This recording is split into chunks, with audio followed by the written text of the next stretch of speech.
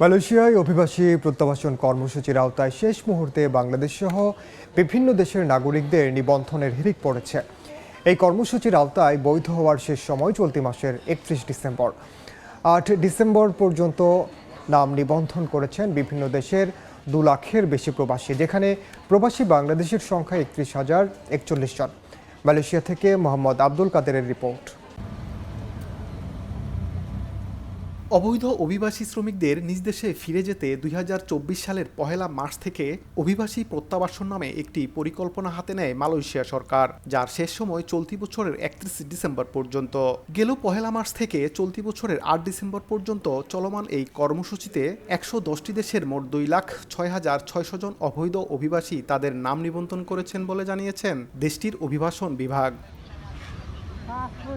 এই কর্মসূচির মাধ্যমে এই পর্যন্ত ১,৮০,৩৪৩ জন অবৈধ অভিবাসীকে তাদের দেশে ফেরত পাঠানো হয়েছে। এই কর্মসূচির আওতায় যারা দেশে ফিরছেন তাদের বেশিরভাগই বেকার কিংবা প্রয়োজনীয় কাগজপত্র ছাড়া মালয়েশিয়ায় অবস্থান করছিলেন।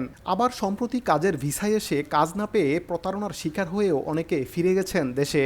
যারা অবৈধ আছে তারা দেশে চলে যাওয়া ভালো।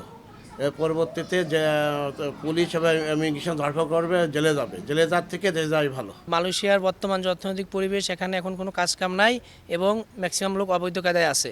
এই কর্মসূচিতে সবচেয়ে বেশি নিবন্ধন করেছেন ইন্দোনেশিয়ার ৯৮,২৫৯, বাংলাদেশের ৩১,০৪১ জন, ভারতের ২৮,১৫২ জন, পাকিস্তানের ১৪,০৮৯ জন এবং মিয়ানমারের ১৩,৩৬৬ জন। এর মেয়াদ আর বাড়ানো হবে না বলেও জানিয়েছে দেশটির কর্তৃপক্ষ।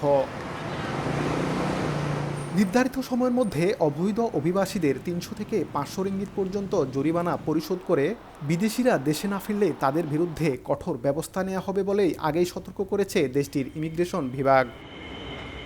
মোহাম্মদ আব্দুল কাদের, সময় সংবাদ, কুয়ালালামপুর, মালয়েশিয়া।